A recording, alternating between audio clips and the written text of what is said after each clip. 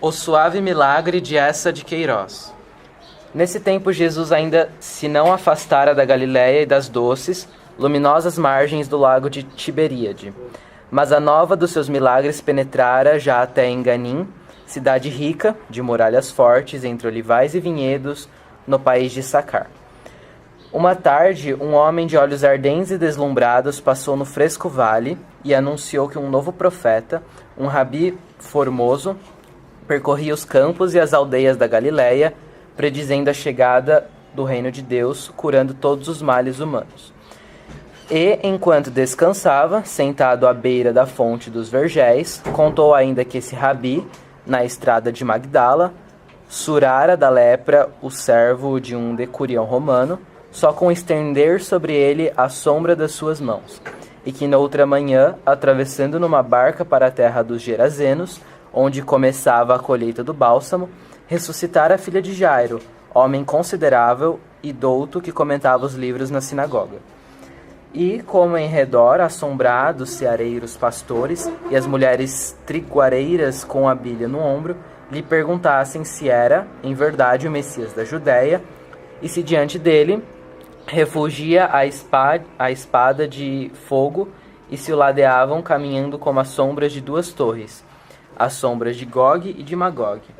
O homem, sem mesmo beber daquela água tão fria de que bebera Josué, apanhou o cajado, sacudiu os cabelos e meteu pensativamente por sobre o aqueduto, logo sumido na espessura das amendoeiras em flor. Mas uma esperança, deliciosa como o orvalho nos meses em que a canta a cigarra, refrescou as almas simples. Logo, por toda a campina que verdeja até Ascalon, o arado pareceu mais brando de enterrar, mais leve de mover a pedra do lagar. As crianças, colhendo ramos de anêmonas, espreitavam pelos caminhos se além na esquina do muro ou de sob o sicômoro não surgiria uma claridade, e nos bancos de pedra, às portas da cidade, os velhos, correndo os dedos pelos fios da barbas, já não desenrolavam com tão sapiente certeza os ditames antigos. Ora, então vivia em Enganim um velho, por nome Obed, de uma família pontifical de Samaria, que sacrificara nas aras do Monte Ebal, senhor de fartos rebanhos e de fartas vinhas, e com o coração tão cheio de orgulho como seu celeiro de trigo. Mas um vento árido e abrasado, esse vento de desolação que ao mando do Senhor sopra das torvas terras de Assur, matara as reses mais gordas das suas manadas, e pela encosta onde as suas vinhas se enroscavam ao olmo e se estiravam na latada airosa, só deixara em torno dos olmos e pilares despidos sarmentos de cepas mirradas e a parra roída de crespa ferrugem. E Obed, agachado à soleira de sua porta, com a ponta do manto sobre a face, palpava poeira, lamentava a velhice, ruminava queixumes contra Deus cruel. Apenas ouvira, porém, desse novo rabi da Galiléia, que alimentava as multidões, amedrontava os demônios, emendava todas as desventuras. Obed, homem lido que viajara na Fenícia, logo pensou que Jesus seria um desses feiticeiros, tão costumados na Palestina, como Apolônio, ou Rabi Bendoça, ou Simão, o sutil. Esses, mesmo nas noites tenebrosas, conversam com as estrelas, para ele sempre claras e fáceis nos seus segredos.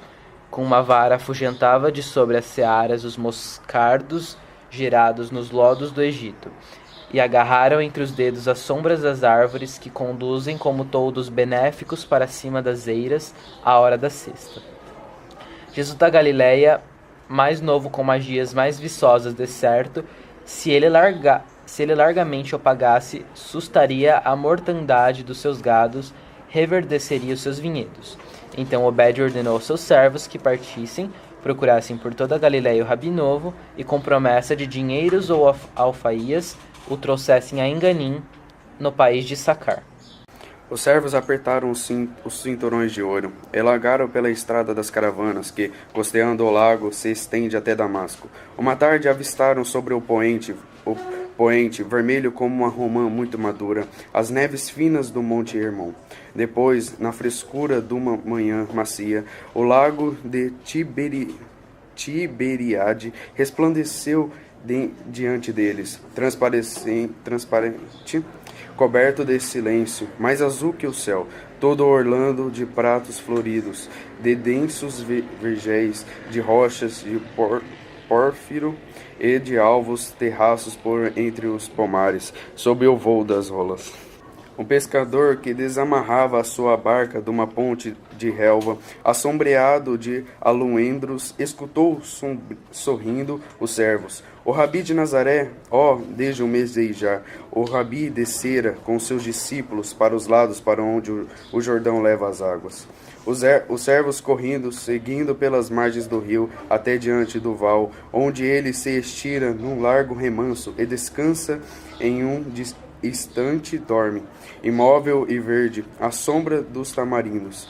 O homem da tribo dos essênios, todo vestido de linho branco, apanhava lentamente ervas salutares pela beira da água, com um cordeirinho branco ao colo.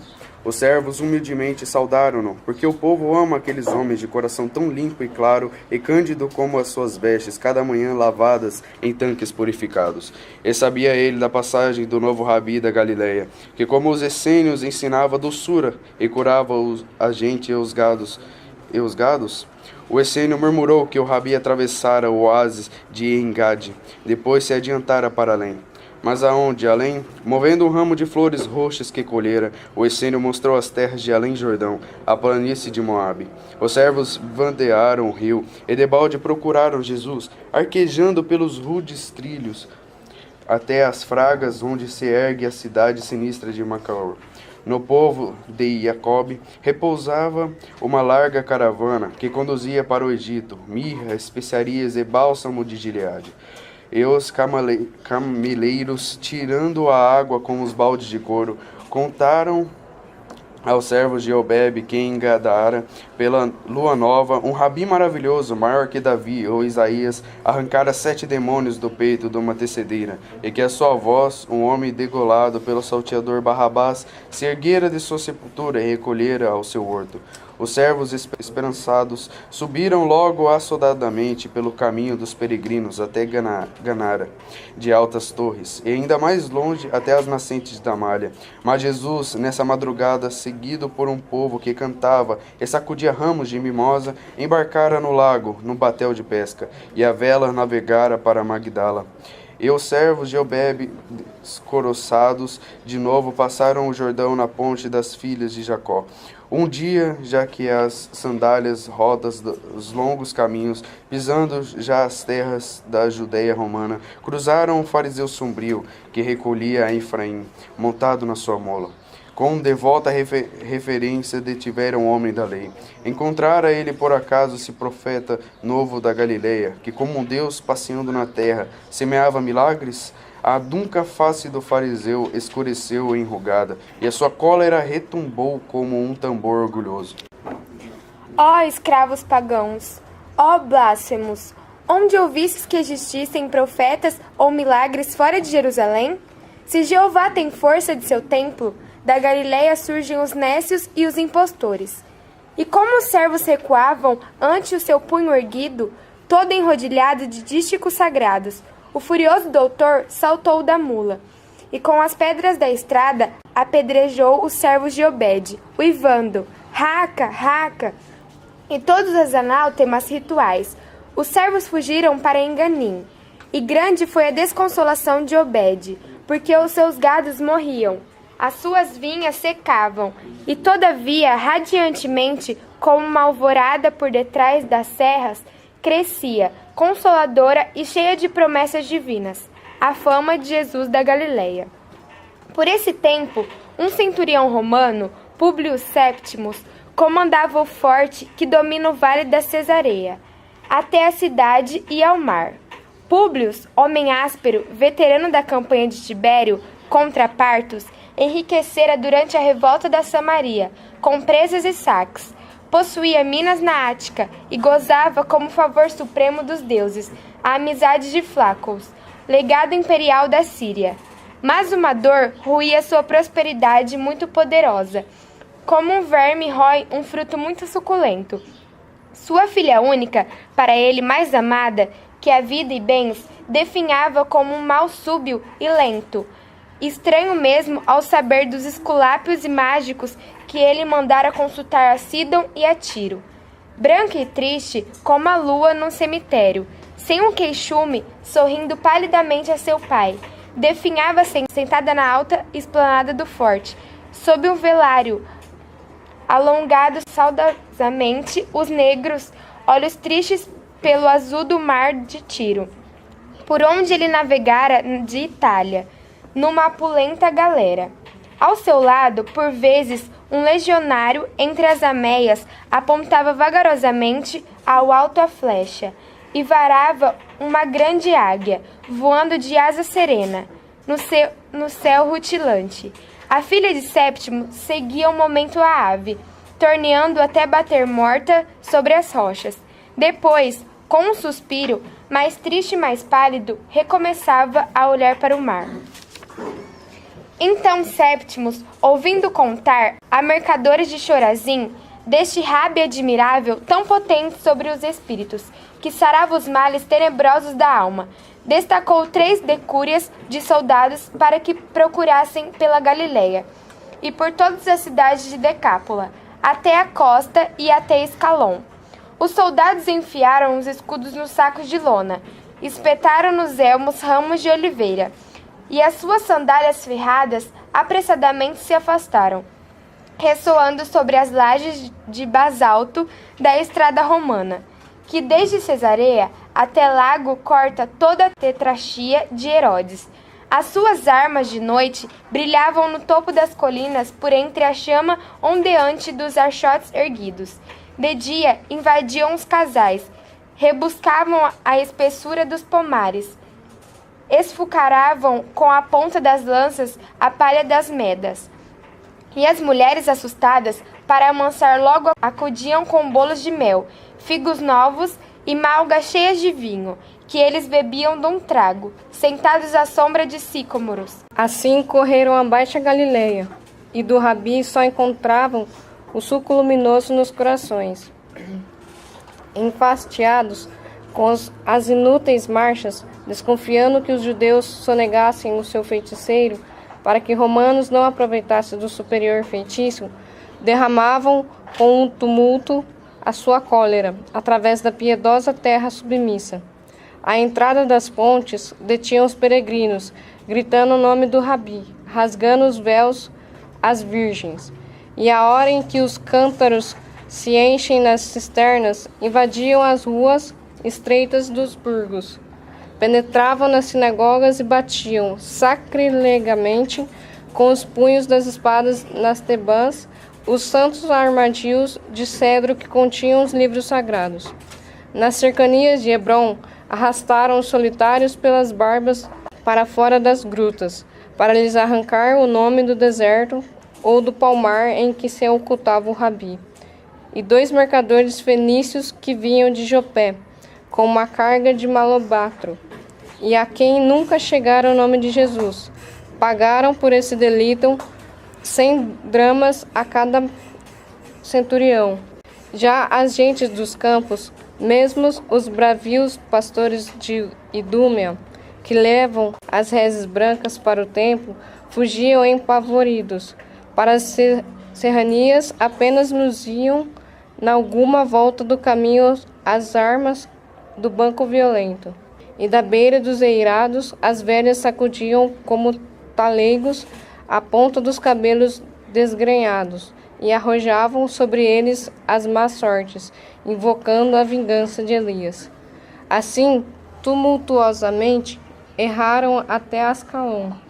Não encontraram Jesus e retrocederam ao longo da costa, enterrando as sandálias nas areias ardentes.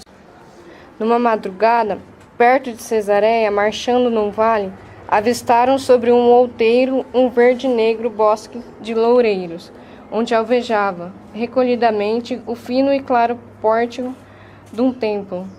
Um velho de compridas barbas brancas, coroado de folhas de louro, vestido com uma túnica cor de açafrão, segurando uma curta lira de 3 cordas, esperava gravemente, sobre os degraus de mármore à aparição do sol. Debaixo, agitando um ramo de oliveira, os soldados brandaram pelo sacerdote. Conhecia ele um novo profeta que surgiria na Galileia, e tão destro em milagres que ressuscitava os mortos e mudava água em vinho? Serenamente, alargando os braços, o sereno velho exclamou por sobre a rociada verdura do vale: Ó romanos, pois acreditais que em Galileia ou Judéia apareçam profetas consumando milagres? Como pode um bárbaro alterar a ordem instituída por Zeus? Mágicos e feiticeiros são vendilhões, que murmuram palavras ocas, para arrebatar a espórtula dos simples. Sem a permissão dos imortais, nenhum galho seco pode tombar da árvore, nem seca folha pode ser sacudida na árvore. Não há profetas, não há milagres, só Apolo Delfico conhece o segredo das coisas. Então, devagar, com a cabeça derrubada, como uma tarde de derrota, os soldados recolheram a fortaleza de Cesareia. E grande foi o desespero de Sétimo, porque sua filha morria, sem um queixume, olhando o mar de Tiro. E todavia a fama de Jesus, curador dos languidos males, crescia, sempre consoladora e fresca, como a margem da tarde que sopra do Hermon, e através dos hortos reanima e levanta os açucenas pendidas. Ora, entre Enganim e Cesareia, num casebre desgarrado, sumido na prega de um céu, vivia a esse tempo uma viúva, mais desgraçada mulher que todas as mulheres de Israel. O seu filhinho único, todo aleijado, passara do magro peito a que ele o criara para os farrapos da enxerga apodrecida, onde jazera 7 anos passados, mirrando e gemendo. Também a ela a doença a engelhara dentro dos trapos nunca mudados, mais escura e torcida que uma cepa arrancada. E sobre ambos, expressamente a miséria cresceu como bolor sobre cacos perdidos num ermo. Até na lâmpada de barro vermelho secara há muito o azeite. Dentro da arca pintada não restava um grão ou côdea. No estio, sem pasto, a cabra morrera. Depois, no quinteiro, secara a figueira. Tão longe do povoado, nunca esmola de pão ou mel entrava no portão. E só ervas apanhadas nas fendas das rochas, cozidas sem sal, nutriam aquelas criaturas de Deus na terra escolhida, onde até as aves maléficas sobrava o sustento. Um dia, um mendigo entrou no casebre, repartiu do seu farnel com a mãe amargurada, e um momento sentado na pedra da lareira, coçando as feridas às pernas, contou dessa grande esperança dos tristes, esse rabi que aparecera na Galileia, e de um pão no mesmo cesto fazia 7, e amava todas as criancinhas, e enxugava todos os prantos, e prometia aos pobres um grande e luminoso reino, de abundância maior que a corte de Salomão. A mulher escutava com os olhos famintos. E esse doce rabi, esperança dos tristes, onde se encontrava? O mendigo suspirou. Ah, esse doce rabi! Quantos o desejavam, que desesperançavam? A sua fama andava por sobre toda a Judéia, como o sol que até por qualquer velho muro se estende e se goza. Mas para enxergar a claridade do seu rosto, só aqueles ditosos que o seu desejo escolhia. Obed, tão rico, mandara servos por toda a Galiléia para que procurassem Jesus, o chamassem com promessas a Enganim. Sétimo, tão soberano, destacara seus soldados até a costa do mar para que buscassem Jesus, o conduzissem por seu mando a Cesareia. Errando, esmolando por todas as estradas, ele topara os servos de Obed, depois os legionários de Sétimo. E todos voltavam como derrotados, com as sandálias rotas, sem ter descoberto em que mata ou cidade, em que toca ou palácio, se escondia Jesus. A tarde caía. O mendigo apanhou seu bordão, desceu pelo duro trilho entre a urze e a rocha. A mãe retomou seu canto, a mãe mais vergada, mais abandonada. E então o filhinho, num murmúrio mais débil que o roçar de uma asa, pediu à mãe que lhe trouxesse esse rabi, que amava as criancinhas, ainda as mais pobres, sarava os males, ainda os mais antigos. A mãe apertou a cabeça engelhada. Ó filho, e como queres que te deixe e me meta aos caminhos à procura do rabi da Galileia? Obed é rico e tem servos, e debalde buscaram Jesus, por areias e colinas, desde Chorazim até o país de Moabe. sétimo é forte e tem soldados, e de balde correram por Jesus desde Hébron até o mar. Como queres que te deixe? Jesus anda por muito longe e nossa dor mora conosco. Dentro dessas paredes e dentro delas nos prende. E mesmo que eu encontrasse, como convenceria eu o Rabi tão desejado, por quem ricos e fortes suspiram, a que descesse através das cidades até este ermo, para sarar um entrevadinho tão pobre sobre enxerga tão rota. A criança, com 2 longas lágrimas na face magrinha, murmurou: Ó mãe, Jesus ama todos os pequeninos, e eu ainda tão pequeno, e com um tal tão pesado, e que tanto queria sarar. E a mãe, em soluços: Ó meu filho, como te posso deixar? Longas são as estradas da Galileia, e curta a piedade dos homens. Tão rota, tão trópica, tão triste, até os cães me ladrariam da porta dos casais. Ninguém atenderia o meu recado, e me apontaria a morada do doce Rabi. Ó filho, talvez Jesus morresse, nem mesmo os ricos e os fortes o encontram. O céu o trouxe, o céu o levou, e com ele para sempre morreu a esperança dos tristes. De entre os negros trapos, erguendo as suas pobres mãozinhas que tremiam, a criança murmurou: Mãe, eu queria ver Jesus. E logo, abrindo devagar a porta e sorrindo, Jesus disse à criança: Aqui estou.